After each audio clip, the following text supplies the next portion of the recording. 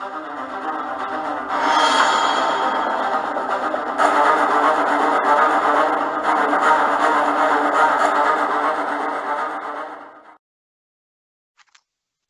going on, YouTube? Thanks for joining us for the last episode of 2020. Thank God.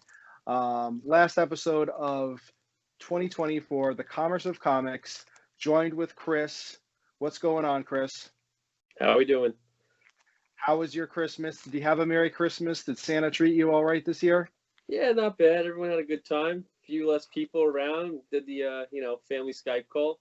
Everything was good though. Nice. Well, you could probably tell by what's here, and on Chris's shirt over there. I got a shirt. We decided that we're going to do, as we've been teasing for a few weeks now, we wanted to end the year with an all-exclusive Star Wars episode because, well, first of all, Star Wars is very near and dear to both of us since our childhood, and also because Mandalorian Season 2 just ended on Disney Plus. And we've got a huge fever pitch now. Everyone is going bonkers for Star Wars stuff. Books are spiking that we'll talk about in a little bit. But now there's going to be pretty much a drought for a year. There's no new shows. There's no new movies. I don't even know of any other games really that are coming out in the next year. So this might be a good time to let things die down a bit and then grab some of these books before things start really kicking into high gear next year with Mandalorian Season 3, Ahsoka, the Boba Fett, miniseries that they're going to do. So, we have enough books to break this out into a few different episodes. So stay tuned for that. Right now, Chris and I decided just for tonight that we're going to do some of the old classic Marvel Star Wars. So we're talking before the new Marvel, before the Dark Horse days. We're going back to like the 1970s, early 80s classic Star Wars that were made right around the time that the, A New Hope and Empire Strikes Back were coming into theaters. So, and as you can see, I mean, I'm rocking my limited edition Jedi robe. I've got my shirt. I've got the local, whatever medal this is, from prop from the first movie, A New Hope, there from winning a local Star Wars trivia. And it's amazing that I have a girlfriend, Chris. I mean, Jesus, I should still be a virgin talking like this. Still just got a shirt. And then, of course, wanted to bring out a couple of special little doodads here. So we've got the Pops. We're going to talk about some of these characters tonight. We've got the iconic statue from like Ralph McQuarrie, the original, designer and artist from some of the original Star Wars art. And then we've got the Fett Man here, Chewbacca, Han, Luke, although this is older Luke. I've got younger Luke up in a cabinet. And then, of course, Darth Vader there at the end. So one other thing wanted to mention before we get into things. Tonight I am bringing out a drink. Chris, you've got your drink there. Is it a Star Wars themed glass at least, Chris? What are you doing? It's still just Captain America. Still just have the shirt. It does have moonshine in it though, so space. Well, that's why we say that these episodes are not for kids when we post them. But I am drinking something that I made with my girlfriend back on National Star Wars Day, of course, May the 4th. This is called a Blue Lightsaber. And stick around at the end of the episode. I'm going to throw up a slide to show you the recipe on how you can make this. The key, though, is in the Betty Crocker silver shimmer sugar sprinkles there that it's the I don't know, whatever. So it's good though. It's got the midichlorians in it. It does. High midichlorian count. So Chris, why don't you start us off, because I guess just going in chronological order, you have the first book, so take it away. All right. You're the resident expert, but yeah, I got a couple books here.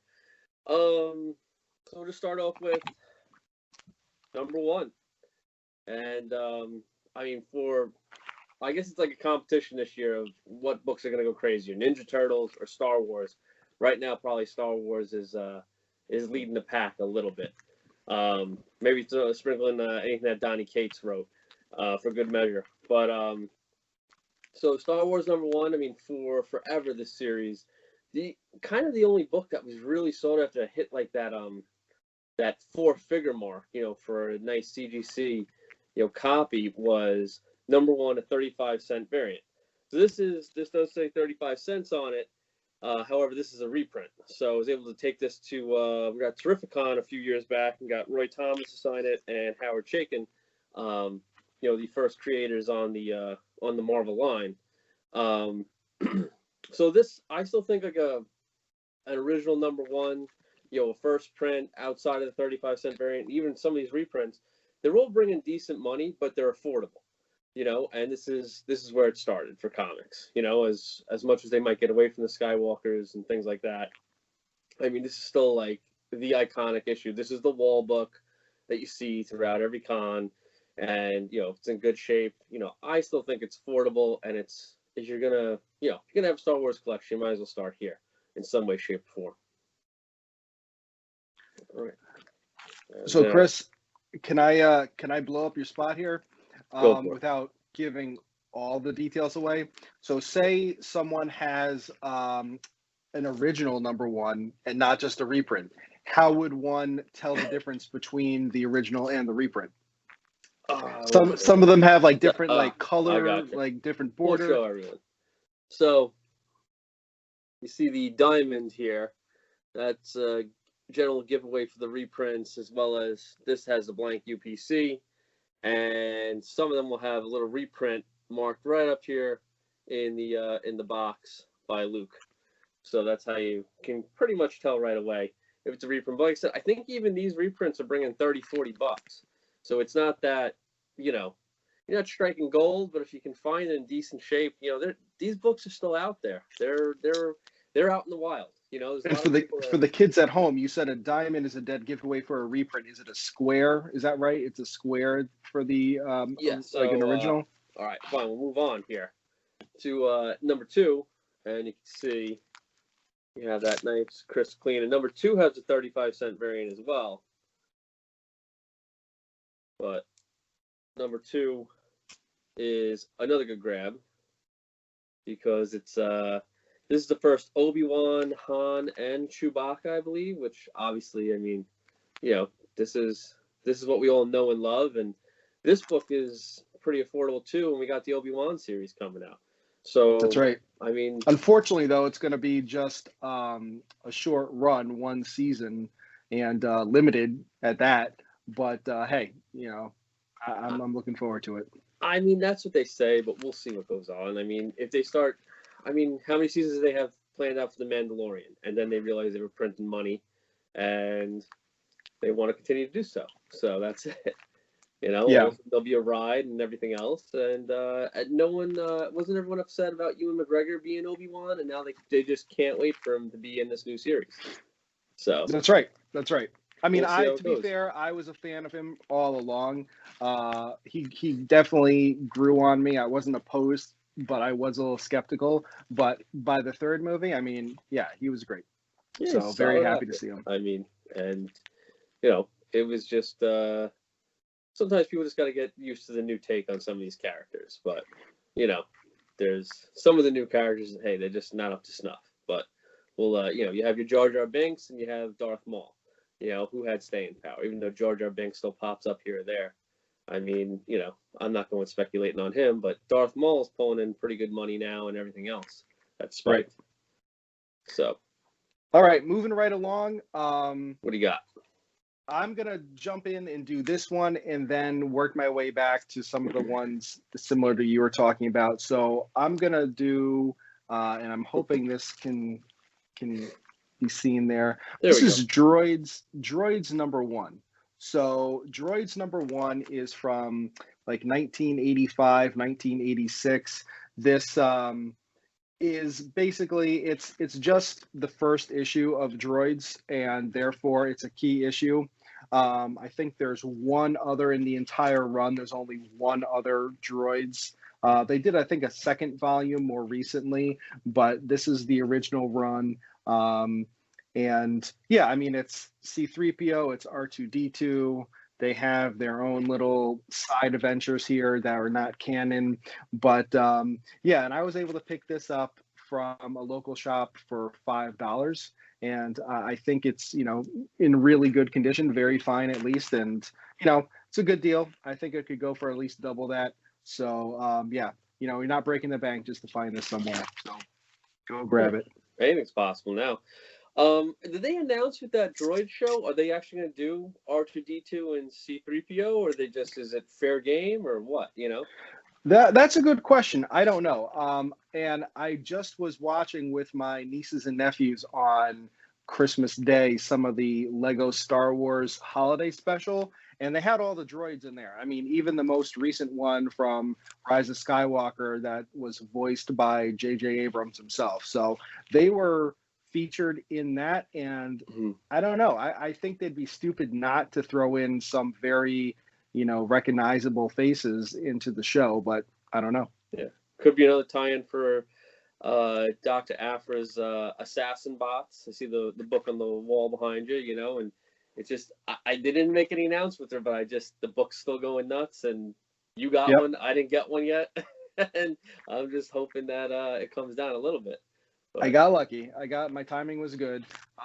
For those of you who haven't seen the episode, check it out. This is actually episode 11, not counting that 10 of Swords special thing I did. So one of the earlier episodes, we talk about Dr. Aphra first appearance, which is Vader number 3, and then we talk about Dr. Aphra 1. And I might have talked about another one as well, but I've got several other Dr. Aphras to talk about. Unfortunately, in a few episodes ago, we were speculating that perhaps what they were going to announce at the Disney investors meeting was a Dr. Aphra show. It turned out that what they were talking about was this leading, female protagonist Star Wars show ended up being the Ahsoka show. The Ahsoka show with Rosario Dawson. So there's no official word yet on Doc Aphra having her own show, but I think it's only a matter of time, Chris. I think she's got a huge following, very popular, been around now for at least, I'd say like 5 years or so in Star Wars lore. So I think it's only a matter of time till we see her in a show. I completely agree. All right, so moving on, we've got, I guess I'll take these in chronological order. So you did books 1 and 2, and I'm going to jump in and I will do book number 6. So we've got here Star Wars, again, the original run. We've got number 6, and again, these all, by the way, every book I'm talking about all came from a local shop, and none of them are huge, wallet busters. So this is very fine, very good, fine condition. Got this for $6, and this is the climax of the original trilogy. So the first 6 issues of Star Wars are basically based on the plot of the original movies. So this ends up being the battle between Luke Skywalker, Darth Vader, which rounds out the movie trilogy.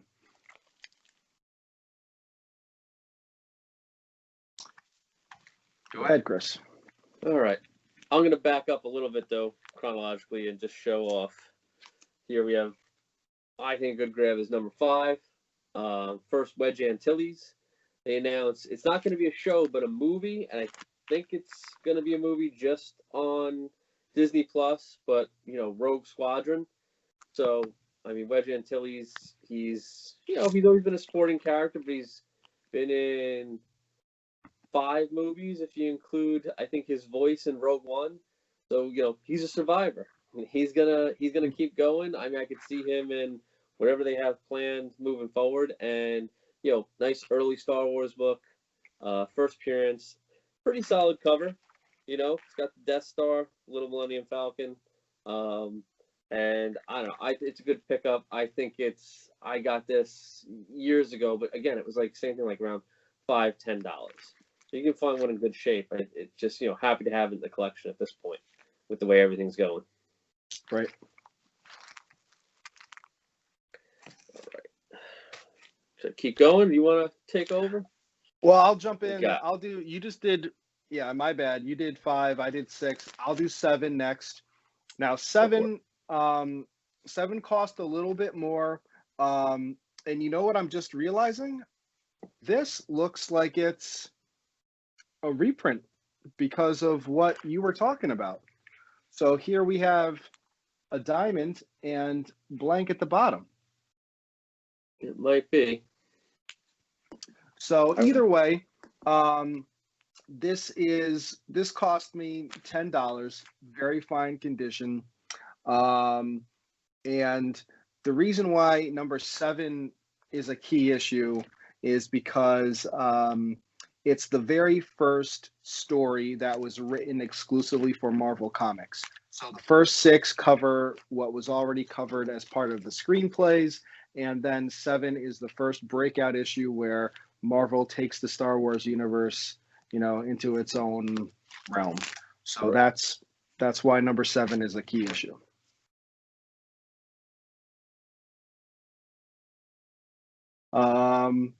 Want me to do number 8? Yeah, sure. Keep it going. Right. I know you got a bunch of books. Well, no, I only have a couple more after this. I mean, we're trying to limit this to just a few, but this is definitely an original. You could tell it's got the newsstand down there. It's got the square at the top.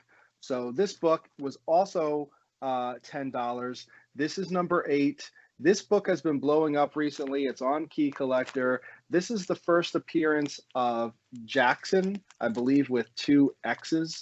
And that's him right there. Chris, you were mentioning to me earlier before we started recording that he looks a little bit like Bucky O'Hare. So, yeah, I think that's absolutely accurate. And as far as I know, no plans to use this property, hasn't really been around, but because of, again, the huge Star Wars fever pitch, even books like this first appearance is jumping up. And I want to say $10 was a good grab. I think this is like $25, $30 all day right now. So yeah. Everything's fair game in Star Wars at this point. They have no idea who's going to show up where. And some of these characters have only had 1-2 appearances. And like Bo-Katan, that's it. She showed up, and now the book's a fortune. I mean, even depending on color of lightsaber and things like that, there's spec on that stuff. So, all right. I'm going to jump in here. Let's see. I got number 35. So this is, as you discussed, it's 7. They started writing their own stories, Marvel. And 35 here is the first, I guess, in Marvel Comics, the meeting of Luke Skywalker and Darth Vader. So, little spec there, kind of a little bit of an event. There's also a first appearance of Domina Tagge, if I'm saying that right. Last name's Tagge. And again, I know we're talking about the the original Star Wars series here, but so her son, Ronan Tagge, his mansion, penthouse, whatever you want to call it, like gets destroyed by Dr. Aphra in the comics, and his mother, Domina, basically puts a hit out on her, sticks the bounty hunters on her. So it seems like they're trying to tie in everything that's old is new again, and they're trying to work out everything. We don't know if they're going to go back to even some of the Dark Horse stuff with the the Knights of the Old Republic, all this kind of stuff. The what is it, in a week, what is the book coming out, High Republic or something like that, that's coming out. They're just, Star Wars can go anywhere. People are starved for it, like you said, and I think they can basically connect whatever they want. It seems like this could be maybe a solid first appearance. to snag on the cheap. All right. Well, we just got a couple minutes left, Chris. You want to All right, move on to the next one? Sure. Let's jump into some spec. Well, I'll pull it out. This is the big book everybody knows, right? We have first Boba Fett and the cameos of IG-88, Bosk, and Dengar. Is that all my bounty hunters? You're the experts. Those are the big ones. So this is the book. This book's kind of gotten out of reach for a lot of people. Lucky to have it. Have gotten it, got it years ago. Able to just kind of show it off in a cabinet here in the basement. But so there's a lot of room to grow with. Boba Fett's obviously getting his series. There's a lot of spec though with all the other bounty hunters, and I was able to find. Well, hold on! Don't blow your wad all. Don't blow your wad all at once here. But just 2 weeks ago, I was able to find Star Wars number 50, which is the first full IG-88. Which we had another IG robot show up in The Mandalorian, right? Voiced by the director. Taika. I'm gonna butcher his name, so you say it. I'm gonna butcher it too, but I believe it's Taika Waititi or. No, yeah. I'm embarrassing myself. Something like that. And he's getting a movie to direct. So who knows? That's correct. Right? Yeah. Untitled. But so he's getting a movie, I don't know, Disney Plus or theatrical release. But so who knows? Maybe he'll go the bounty hunter route. IG-88, he's a robot. The droids seem to last forever in Star Wars. Solid chance he could show up. This book is pretty cheap, and I was able to find this is perfect example of, I believe I got a newsstand and a direct edition, and I was able to find 3. So one of these is coming your way, Vin. Thank you, Chris. And just a little bit of color on that. I mean, they found a way to keep those bounty hunters, those characters relevant.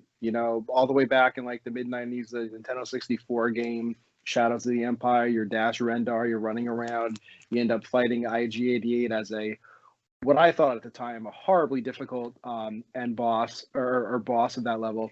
In the Star Wars X-Wing by Fantasy Flight, by Star Wars Armada, which I also have by Fantasy Flight, they throw in IG-88 and his ship, they throw in the Slave One, you got your Battlefront and Battlefront 2 on PlayStation, Xbox. Love to play as Boba Fett. You can play as Bosk. I think in the first one you could actually play as Dengar. But again, they're keeping these properties relevant, so hopefully they will show up again in a show, movie, etc. Yeah, absolutely. I mean, they made the kind of these ancillary characters, but then they pop up in The Mandalorian. I mean, that IG robot was like the Terminator, and